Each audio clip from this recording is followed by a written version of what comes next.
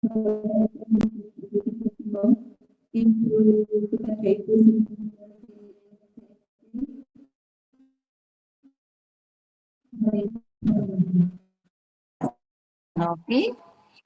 Rahmanirrahim, warahmatullahi wabarakatuh.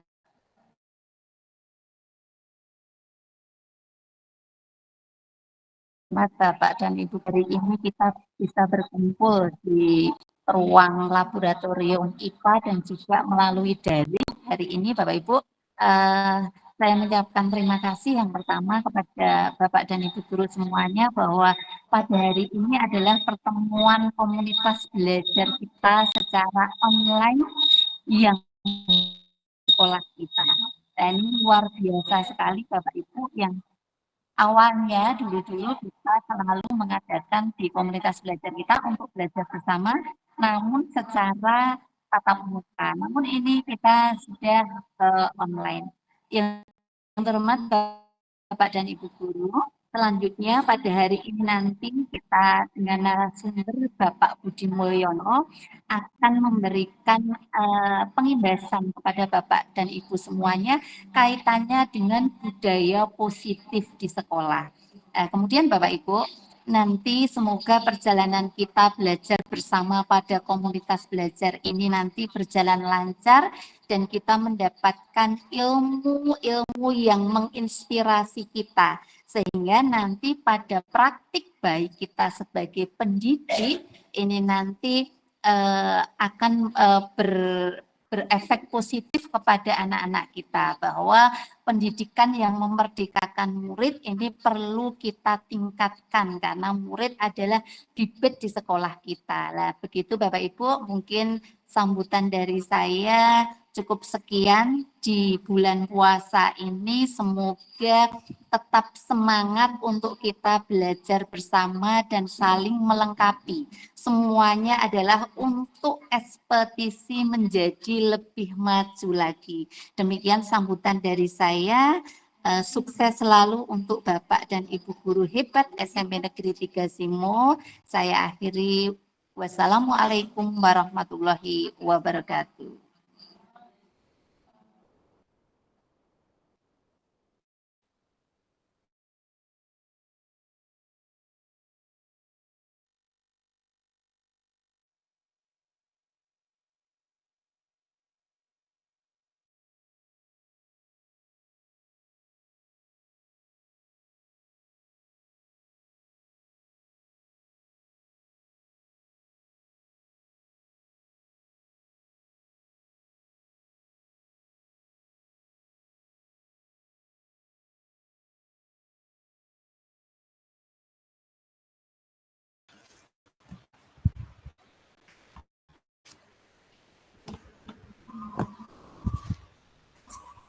Assalamualaikum warahmatullahi wabarakatuh. Ibu Kepala Sekolah SMP Negeri 3 Simo yang kami hormati, beliau Ibu Sri Nanti, Sarjana Psikologi, Ibu Bapak Guru dan juga karyawan baik yang terhubung secara offline maupun juga online yang saya hormati. Puji dan syukur marilah kita panjatkan kehadirat Allah Subhanahu wa taala. Hari ini kita dapat berada dalam satu tempat yaitu di lab IPA SMP Negeri 3 Simo dalam kegiatan kompel. Jadi di komunitas belajar di SMP Negeri 3 Simo kita akan bisa mengenai disiplin sekolah. Bapak Ibu, jadi untuk kompel di SMP Negeri 3 Simo sudah didaftarkan di PMM dengan nama ekspedisi aksi. Ya. Sampai dengan hari ini anggotanya baru saya cek baru 7 yang belum bergabung untuk bisa bergabung sesuai dengan link yang disampaikan oleh teknik yang namanya adalah Bu. Barangkali kalau sudah di atas ya, itu bisa dicek kembali link yang bisa di apa namanya bersama oleh Bapak dan Ibu. Nanti mau Bapak Ibu yang yang ada istilahnya pengalaman nanti bisa berbagi dengan sekolah di sini. Sebenarnya untuk di hari ini kita bersama-sama seluruh guru dan karyawan. Jadi disiplin positif di sekolah ini adalah untuk seluruh guru, kemudian karyawan dan juga siswa. Jadi artinya adalah seluruh warga sekolah di SMP Negeri Kasimo. Izin hasil Bapak Ibu.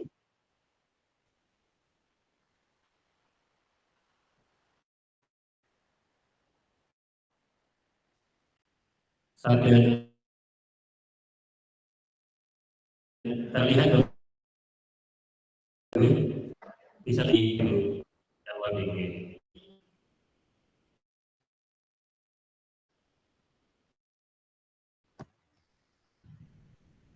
Sudah terlihat yang mungkin ya.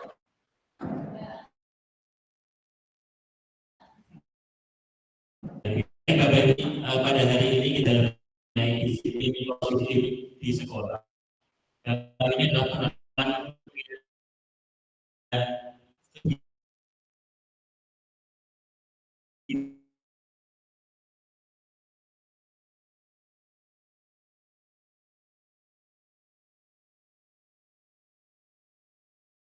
di sekolah. Maksud dari di sini di bagian ini masih ada kegiatan dia juga sudah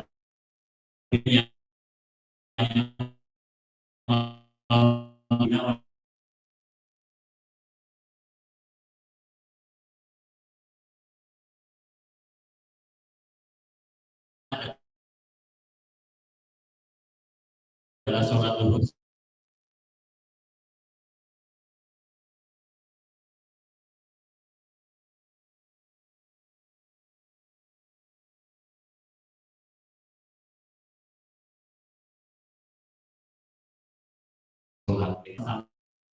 Di hari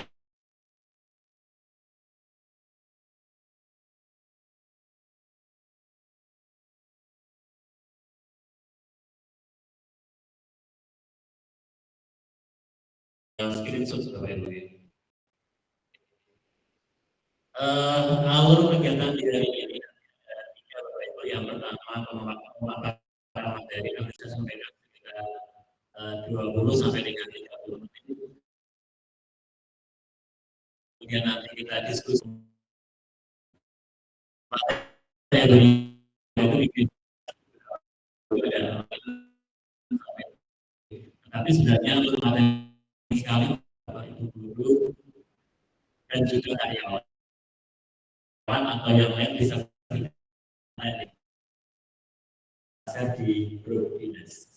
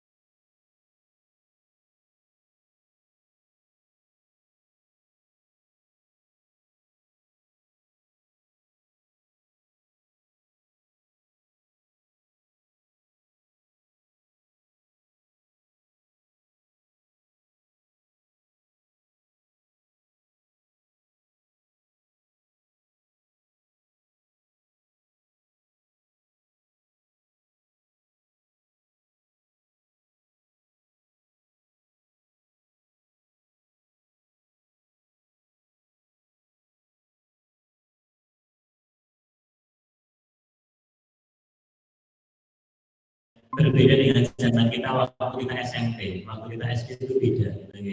Jadi anak-anak sekarang hidupnya adalah di zaman digital. Mereka akan nyaman, akan belajar dengan nyaman dan enak ketika memakai piranti yang namanya digital. Mereka lebih peka gitu, untuk belajar dengan menggunakan digital.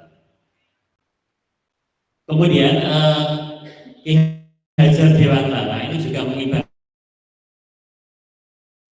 bahwasanya pendidikan ini adalah sebagai tempat, sebagai ruang berlatih dan tumbuhnya nilai-nilai kemanusiaan yang dapat diwariskan. Sementara pendidik ini adalah diibaratkan sebagai petani yang berfungsi untuk menuntun tumbuhnya hidup, kekuatan kodrat yang ada pada anak, agar anak ini memperbaiki tingkah laku hidupnya dan tumbuh kodrat anak. Kemudian murid-murid atau anak-anak diibaratkan sebagai biji tumbuhan yang disemai dan ditanam oleh petani. Jadi yang menanam adalah kita, Bapak Ibu guru ini. Kemudian petani ini tugasnya adalah menuntun atau merawat tumbuhnya tanaman dengan dipupuk, disiram air, serta membasmi hama yang mengganggu tanaman. Dalam merawatnya tentu beda jenis tanaman, beda pula perawatan.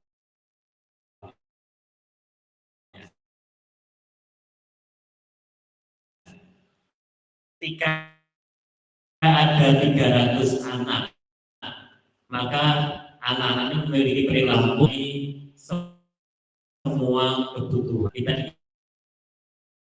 Sementara anak-anak ini adalah sebagai biji tumbuhan.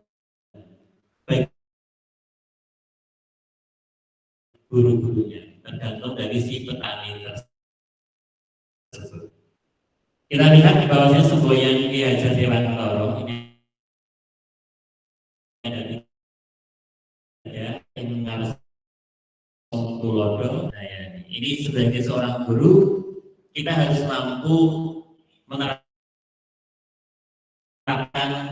3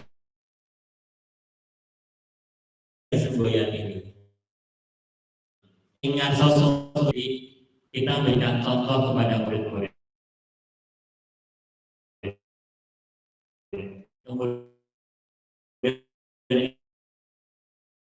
Madyo Mangun Karso, orang guru harus bisa membangkitkan semangat melalui seorang guru harus selalu memberikan motivasi atau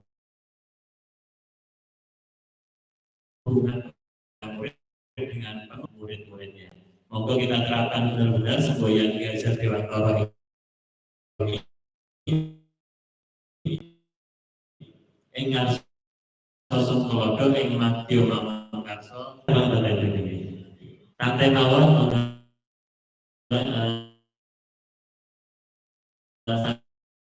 sambil melihat materinya. Kita masuk ke materi kita mengenai disiplin positif. Sebenarnya apa kalau disiplin positif itu? Kenapa sering diumumkan? Ini memang sangat penting sekali.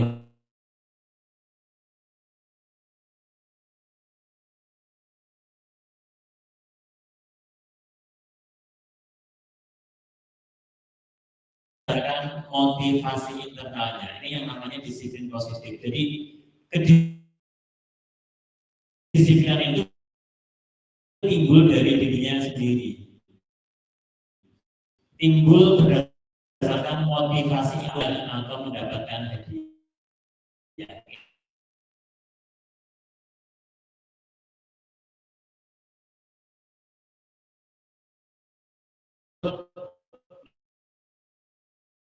Namanya pelaksanaan disiplin itu bukan karena orang bukan. Kemudian karena takut dihukum oleh guru-guru, kemudian mengharapkan imbalan karena diberikan hadiah atau imbalan pada disiplin bukan seperti itu. Tetapi disiplin yang berasal dari dirinya masing-masing berdasarkan motivasi internalnya. Nah, disiplin positif ini juga sebagai bentuk dari kontrol diri untuk mencapai tujuan besar. Kemudian menjunjung nilai kebajikan yang ini, kemudian berdasarkan kehendak sendiri, kemudian juga tetap berperilaku mulia tanpa bergantung pada hukum dia. Jadi ketika mencapai apa namanya kebajikan, nilai kebajikan, mereka akan tetap berperilaku yang baik, berperilaku mulia tanpa ketergantungan adanya hukuman ataupun juga hadiah. Walaupun tidak ada hukuman, walaupun tidak ada hadiah, anak-anak akan melaksanakan yang namanya disiplin positif. Kemudian nilai-nilai kebajikan ini adalah di dalam pelajar Pancasila. Nilai-nilai atau elemen yang ada di Pancasila itu adalah merupakan nilai kebajikan. Jadi kalau saya berarti ada elemen yang pertama adalah beriman, kemudian yang dasar dan mulia, kemudian mandiri, berakal kritis, pilihan global, berpotong, kemudian baru di 9 pilar di situ ada cinta Tuhan, dan sebagainya. Kemudian sikap dan toleransi, rasa hormat, integritas, dan kebajikan positif.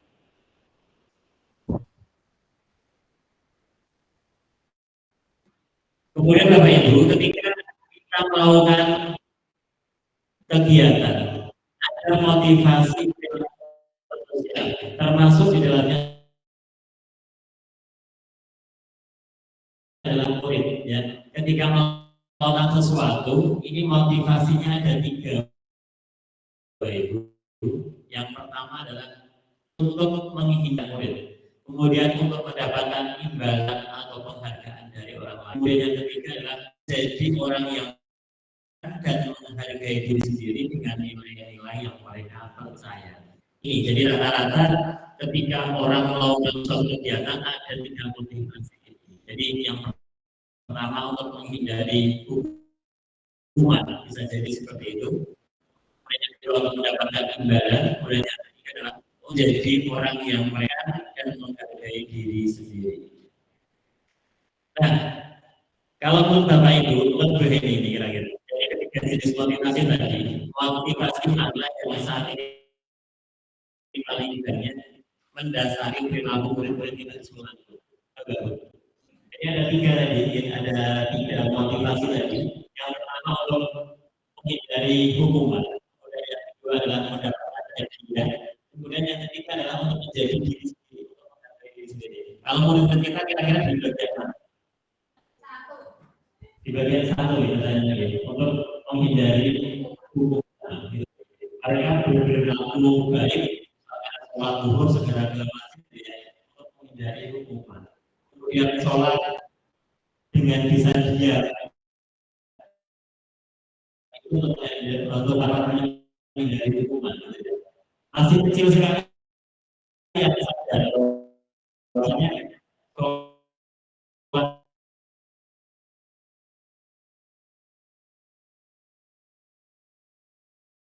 adalah kebutuhan kita, kebutuhan untuk menghindari hukuman menjadi PR kita. Karena anak-anak kita ini sadar bisa melaksanakan disiplin positif. Jadi timbul motivasi internal seperti itu. Kita lanjutkan dulu untuk kebutuhan dasar manusia. Ada 5 kebutuhan dasar manusia. Bagi kita, murid-murid kita, ya. Yang pertama ada kebutuhan untuk bertahan. Ya. Kemudian yang kedua kasih sayang dan rasa diterima. Kemudian kebebasan, kebutuhan bebas. Kemudian yang keempat adalah kebutuhan kesenangan, dan yang kelima adalah kebutuhan penguasaan. Jadi ini sudah jadi sifat kita, sifat manusia, bahwa kita memiliki 5 kebutuhan dasar. Kebutuhan bertahan hidup, kemudian terima kasih sayang yang rasa diterima, kemudian ingin bebas, kemudian ingin senang, kemudian ingin menguasai. Kita namakan dengan kebutuhan dasar manusia. Bapak Ibu, setelah kita menghadapi 5 kebutuhan dasar manusia, apabila kita mengenai murid kita melakukan kesalahan atau melanggar tatanan, mari kita coba lihat kebutuhan dasar apa yang sudah dia coba penuhi. Jadi kalau kita lihat anak-anak kita ini banyak sekali yang melanggar aturan. Jadi yang namanya sekolah memang ada aturan itu. Banyak sekali yang melanggar aturan. Perlu kita jadi, kita coba belakangnya mengapa anak-anak kita ini sering melakukan kesalahan atau melanggar tatanan. Ini perlu kita cari kira-kira kebutuhan dasarnya apa yang belum ia penuhi. Mungkin bisa jadi di rumah kurang kasih sayang. Kemudian di rumah mungkin di sekolah ingin bebas seperti di rumah. Kemudian ingin senang-senang saja, kemudian ingin penguasaan. Ini perlu kita cermati, kita cari latar belakangnya. Jadi ketika ada anak A, anak B, ada masalah, tidak perlakuannya. Ini yang perlu kita cermati, Bapak Ibu. Jadi kita verifikasi belakangnya kenapa anak ini bisa terjadi seperti ini. Sebagai contoh, misalkan kasus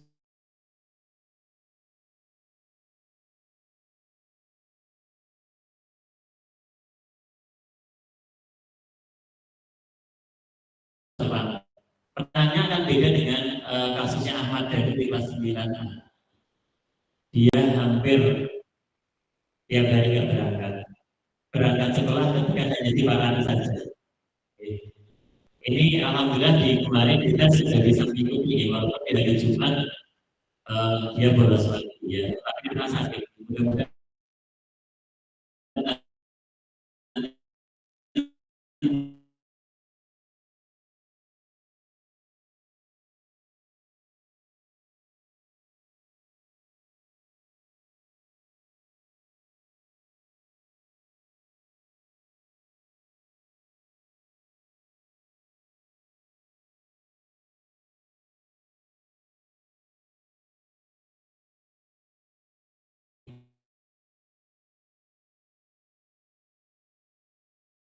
ya, supaya ke rumah sahabat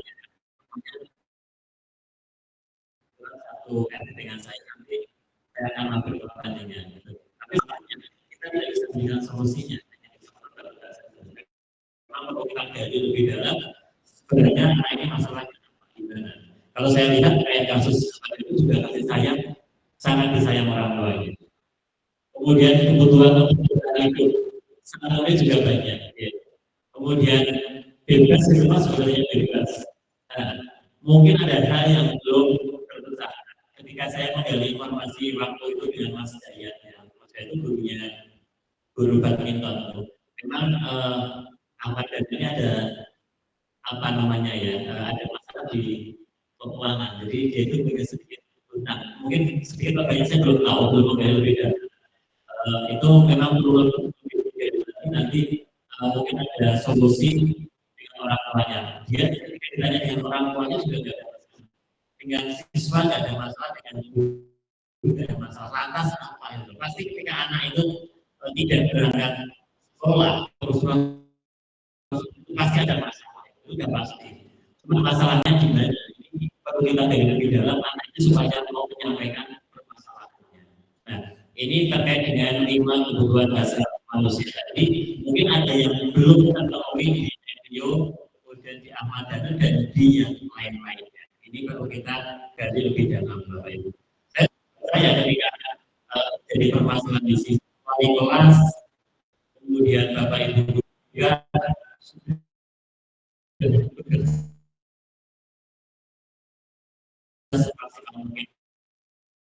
bahkan orang tua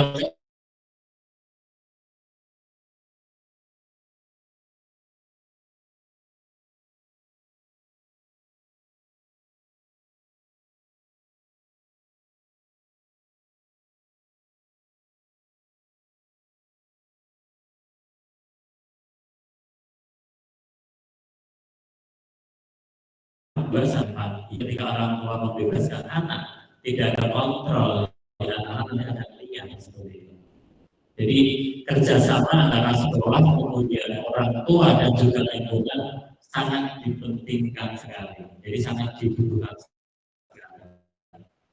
Di sini sangat luar biasa sekali dan masyarakat sudah cukup banyak satu ya wali sebagai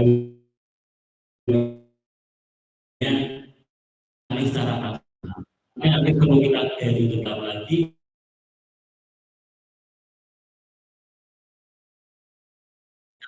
sampai di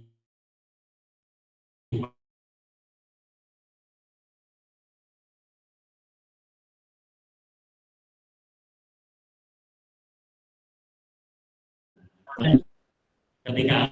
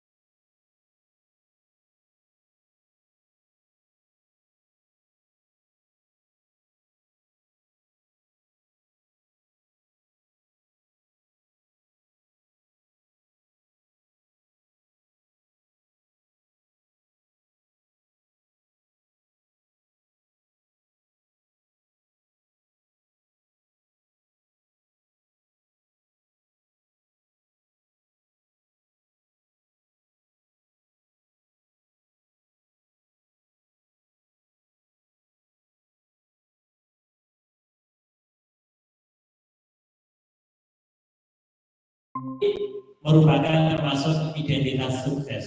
Apalagi yang restitusi ini adalah suatu langkah untuk mewujudkan disiplin yang mengarah ke identitas sukses, Bapak Ibu. Ya, jadi sebisa mungkin kita hindarkan yang namanya hukuman. Jadi di dalam kurikulum merdeka ini ya kita diterapkan tidak diperkenankan ya untuk memberikan hukuman. Tetapi sebenarnya kalau kita lihat di anak-anak kita ya, ketika anak-anak kita lulus, ya kita lulus, kita sayang gitu, ternyata anak-anak semakin menjadi. Ya. Ketika saya menerapkan 3 hal ini ya, hukuman saya terapkan, penghargaan saya terapkan, kemudian restitusi juga saya terapkan, kelihatannya anak-anak traumanya apa namanya ya, takutnya malah dihukuman, ya takutnya dihukuman.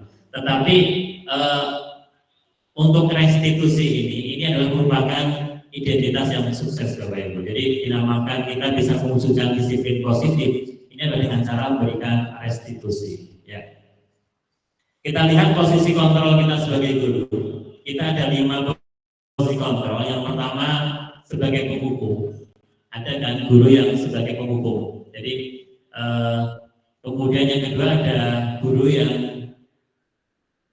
posisinya adalah membuat merasa bersalah. Kemudian posisi yang ketiga memposisikan sebagai teman. Kemudian yang keempat posisinya sebagai pemantau. Kemudian posisi yang kelima adalah posisi manajer. Kelima-limanya ini ada kelebihannya, ada kekurangannya, Bapak Ibu. Kita cermati satu persatu. Ketika guru menerapkan sebagai penghukum, biasanya menggunakan hukuman fisik maupun verbal. Ya, jadi dengan kata-kata keras gitu ya. Orang yang menjalankan posisi penghukum senantiasa mengatakan bahwa sekolah ini memiliki sistem atau tata tertib yang harus dipatuhi oleh anak-anak. Guru biasanya akan berkata, patuhi aturan saya atau awas, gitu ya, seperti itu. kemudian kamu selalu saja salah, selalu, pasti selalu yang terakhir adalah selesai. Ya. Guru seperti ini biasanya percaya hanya ada satu cara untuk pembelajaran bisa berhasil, yaitu dengan cara menghukum anak-anak. Ini adalah posisi kontrol penghukum. Kemudian yang kedua adalah membuat rasa bersalah. Ya. Ini biasanya guru akan bersuara lebih lembut. Membuat rasa bersalah akan menggunakan keheningan yang membuat orang lain merasa tidak nyaman, bersalah atau rendah diri. Contohnya adalah, ibu sangat kecewa sekali dengan kamu lah.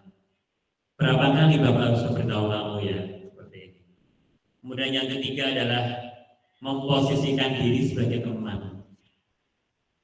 Ketika guru berada pada posisi ini tidak akan menyakiti murid, namun akan tetap berupaya mengontrol murid melalui persuasi.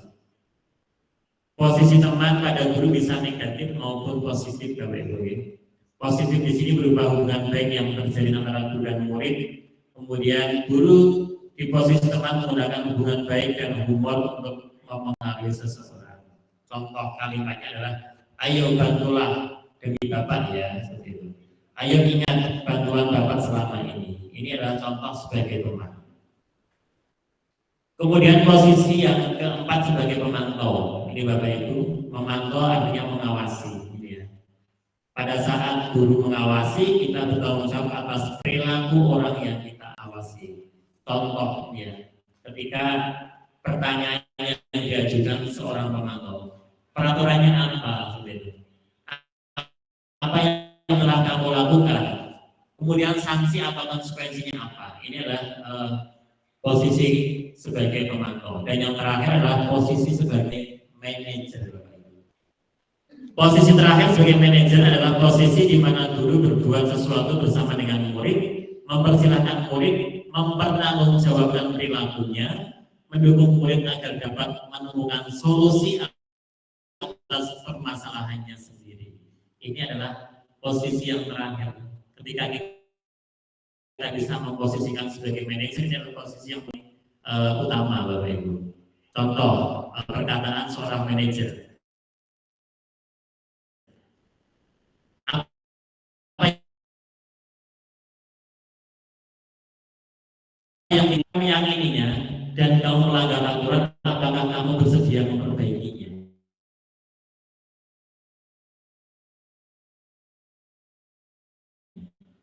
Jika kamu memperbaiki, apa dan seterusnya, posisi sebagai manajer. Jadi 5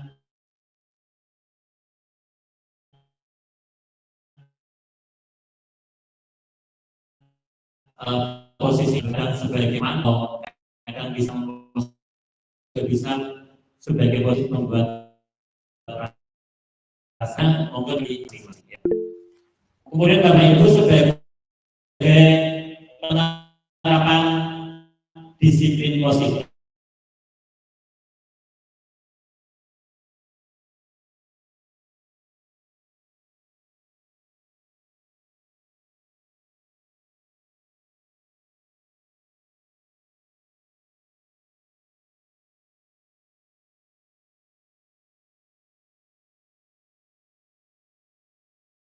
Tidak peraturan saja, gitu ya.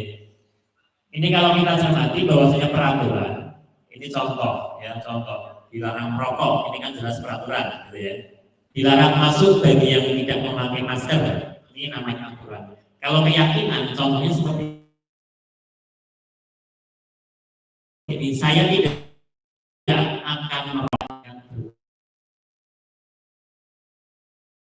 bagi penyakit. Saat pandemi saya selalu memakai masker agar tidak terinfeksi virus COVID-19. Jadi ada motivasi internal.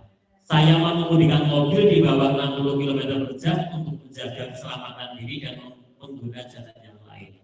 Saya memakai helm untuk keselamatan. Ketika jatuh nanti mengamankan kepala saya. Ini namanya keyakinan kelas. Keyakinan. Jadi mengapa tidak dibuat peraturan kelas, tetapi dibuat yang sangat penting sekali. dioyak-oyak misalkan nggak pakai terus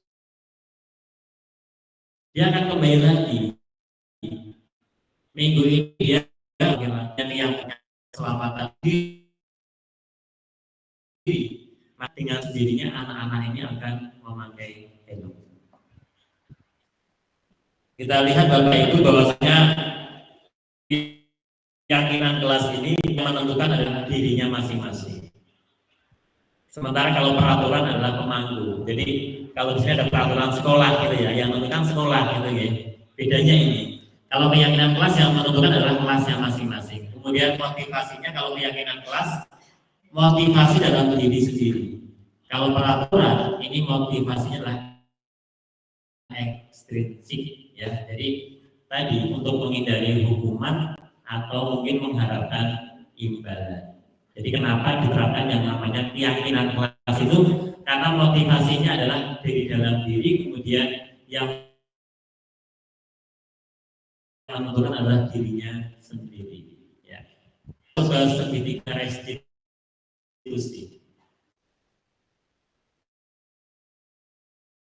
Segitiga restitusi dalam menangani kalah pada anak didik kita panggil, kemudian kita berikan yang namanya penanganan segitiga restitusi. Kita lihat langkahnya ada 3. Yang pertama menstabilkan identitas, artinya kita panggil anak kita stabilkan identitasnya, kemudian kita validasi tindakan yang salah.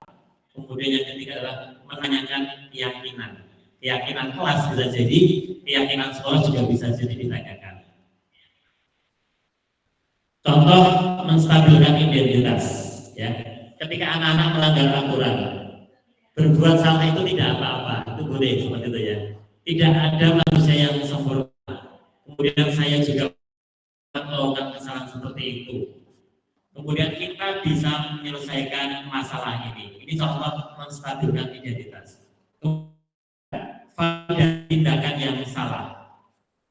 Contoh anak melanggar aturan, sebenarnya kamu ini nanti bisa melakukan yang lebih buruk dari ini. Ini adalah validasi tindakan yang salah. Kemudian ada perkataan, kamu pasti punya alasan mengapa melakukan hal itu. Kemudian kamu patut bangga pada dirimu sendiri karena kamu telah melindungi sesuatu yang penting buatmu. Kemudian kamu boleh mempertahankan sikap itu, tetapi kamu harus menambahkan sikap yang baru. Ini adalah untuk validasi tindakan yang salah. Jadi ketika contohnya anak-anak bertengkar, gitu ya, bertengkar dengan teman-temannya, ini kita stabilkan dulu. Berbuat salah itu tidak apa-apa, bertengkar itu hal yang wajar. Kemudian langkah berikutnya, mungkin kamu bisa melakukan tindakan yang lebih dari ini, tetapi kamu harus menambahkan sikap yang baru. Ini kita tanamkan kepada anak seperti itu. Kemudian yang ketiga, kita tanyakan keyakinan kelas. Contoh pertanyaannya, apa yang kita percaya sebagai kelas kita? Kemudian apa nilai umum yang telah kita sepakati? Apa bayangan kita tentang kelas kita yang ideal? Kemudian kamu mau jadi orang yang seperti apa? Ini adalah pertanyaan yang ketiga. Jadi menanyakan keyakinan yang terjadi dalam diri anak-anak. Ya, ini adalah materi kita Bapak Ibu terkait dengan segitiga restitusi. Berikut ini ada contoh video yang saya tayangkan kemarin, ambil take video sama Bu Novi. Ya, ini sebagai salah satu contoh penanganan segitiga restitusi. Ya, sampai disimak Bapak Ibu. Materinya sudah habis, ini selesai, nanti masuk ke sesi tanya jawab.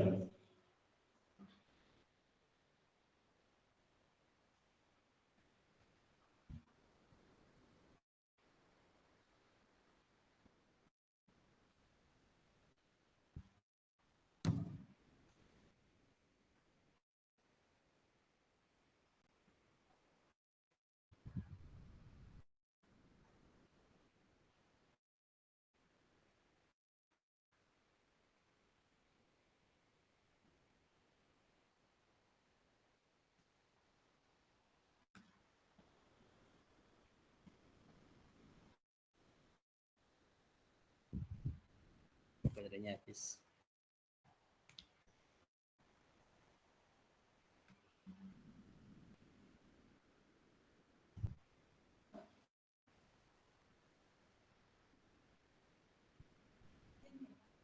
Mana? Oh, moga-moga. Nggih.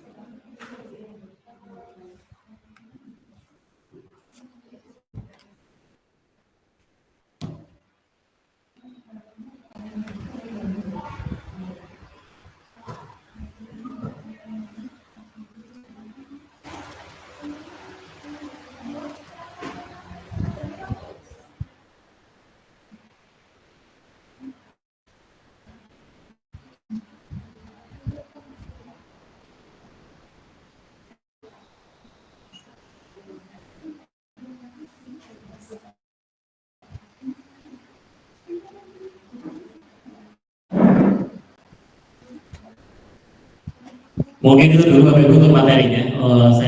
Saya cari materinya dulu. Mungkin barangkali ada yang mau didiskusikan, monggo. Pemaparan materi sudah 1 jam kurang sedikit. Sudah berjalan 1 jam ini ya. Tadi mulai 9.15. Monggo kalau ada yang mau didiskusikan. Saya tak berani sih. Ini tak putar. Sambil nunggu video monggo Bapak Ibu. Monggo Bu. Saya mau bertanya Pak, cara menumbuhkan kesadaran diri pada anak itu Pak. Bagi saya sulit. Bagi saya cara menumbuhkan kesadaran diri pada anak. Contohnya, misalnya saya kalau pikir dari sini itu ada beberapa siswa dan ada satu siswa yang acik tidak pakai helm, itu namanya Alif Rahman. Yang alasannya nggak punya, yang alasannya dipakai masih dan lain sebagainya. Terus yang kedua, anak-anak itu kan ada kita sebagai milik kelas. Dan ketika kita proses sudah mereka sepakati. Biasanya yang sawak-sawak itu yang sehari mereka. Kalau ditanya nyaman nggak di kelas yang kerjanya sudah nyaman. Mereka mau melakukan itu kalau mereka disuruh membayar dulu saja dan ditunggu ini. Untuk dari selanjutnya ya cara menentukan kesadaran diri anak itu. Oke, terima kasih Bu Lauli. Cara menumbuhkan kesadaran diri pada anak-anak ini ya. Ini sebenarnya adalah pertanyaan yang menarik gitu ya. Bagaimana anak-anaknya bisa sadar itu? Memang faktornya luar biasa sekali ini ya. Jadi faktornya adalah dari keluarga, kemudian dari sekolah ini ya. Ini yang sangat penting sekali ini. Caranya menyadarkan anak. Ini ketika anak-anak memiliki keyakinan tadi, memiliki keyakinan. Contoh, ketika saya ini tidak memakai helm, ya, nanti akan membahayakan saya. Nah ini misalkan ada seperti ini nanti akan terjadi yang namanya keyakinan pada anak, akan sadar. Tetapi susah ternyata ya, anak-anak ini dipandang gue helm gue angel, wis dihukum gitu ya, berarti nggak dihukum. Kembali lagi seperti itu. Nah, coba nanti direstitusi dengan cara 3 langkah tadi. Yang pertama, menstabilkan identitas. Ditanya dulu, apa tuh ya, orang helm gitu ya. Mungkin faktornya beda. Ketika anak tidak punya helm, ini udah berbeda nanti melambat ke orang tua. Karena ada di sini memang ada anak yang helmnya ini bergantian dengan orang tuanya. Ini kan kondisi ekonomi ya. Kita identitas dulu, kenapa dia sampai tidak pakai helm. Tadi kasusnya di Alif kan ya, dan Alif ini kasusnya banyak, ya. Jadi bukan hanya di helm saja, kemudian dia di kelas over gitu ya. Jadi hiperaktif gitu ya, hiperaktif. Kita coba kita gali informasi ke anak yang kita panggil dengan baik-baik, kita stabilkan identitasnya, kita cari latar belakangnya apa, kemudian kita validasi tindakannya, kemudian kita cari solusinya bersama-sama, kita kembalikan ke keyakinan kelas. Ketika helm berarti keyakinan, bukan keyakinan kelas, tapi keyakinan diri. Ketika nggak pakai helm, kira-kira bahaya tidak? Ini kita coba ke sana. Ya, kita coba ke sana, nanti jawabannya apa? Hanya saja memang ketika kita menanyakan ke anak, kita menggali informasi ke anak bungkam, diam seperti ini. Seperti kasus saya juga kemarin ke tempatnya Danu, ketika saya tanya masalahnya apa, ada dengan teman, boten Pak. Dengan Bapak Ibu guru, boten Pak. Dengan keluarga, boten Pak. Lantas apa? Boten, jawabannya boten. Ini yang susah. Bagaimana caranya kita bisa menggali, ya, menggali informasi ke anak? Kemarin saya sempat saya dapat informasi dari guru tangis kamu seperti ini gitu ya. Itu udah sempat arah berapa gitu ya. Arah berapa nangis itu masuk bapaknya gitu ya. Akhirnya putus nggak jadi gitu ya. Terus dia janji nanti kapan-kapan saya ketika pas ke rumah Mbak Isna, itu kan tetangga saja. Nanti saya mampir ke rumah Pak gitu. Nah, nanti Bapak Ibu mungkin wali kelas, guru BK atau yang lain nanti misalkan bisa memiliki cara untuk menggali informasi, nanti monggo dilakukan. Jadi pertama adalah menstabilkan identitas, validasi tindakan. Ini dengan cara bagaimana anak-anak biar mau berbicara. Pasti kalau anak seperti itu ada masalah itu pasti. Cuma masalahnya apa belum disampaikan. Nah, masalahnya Bio ada ya Pak. Masalahnya Bio ada. Jadi dia sholawatan di malam hari sampai jam pagi sampai kemudian. Dan sekarang masih terjadi. Orang tuanya udah tidak bisa memantau ya. Jadi sholawatan bagus sebenarnya, saya juga jempol sholawatan bagus, tetapi ketika di jam-jam belajar ini yang nggak bagus lagi. Nah, hal seperti ini bisa mari ya, bisa sembuh ketika ada pemantauan orang tua di rumah. Enak ya lepas gitu ya. Kalau nggak ya lepas sedikit. Nah, tadi kasusnya Alif ketika nggak memakai helm berulang-ulang, coba mungkin nanti perlu digali informasi ke yang bersangkutan dulu, kemudian stabilkan identitas, ditanya permasalahannya, kemudian divalidasi tindakannya. Dia sudah melanggar yang namanya keyakinan yang dia yakini. Tapi kalau dia belum punya keyakinan bahwa saja pakai helm itu penting, ya dia tidak akan pakai helm seperti itu. Beda dengan kasusnya yang misalkan tidak punya helm, masalah ekonomi. Jadi karena saya nggak bisa terima ketika anak-anak bisa bawa motor, masa beli helm nggak bisa, ini perlu dihadirkan orang tuanya, ditanya orang tuanya. Saya yakin wali kelas ini berperan yang sangat penting sekali di dalam mewujudkan yang namanya disiplin positif. Karena rentetannya panjang, guru mapel, kemudian guru BK, wali kelas, kemudian juga orang tua. Karena gitu Nabi ini. Coba kita lihat.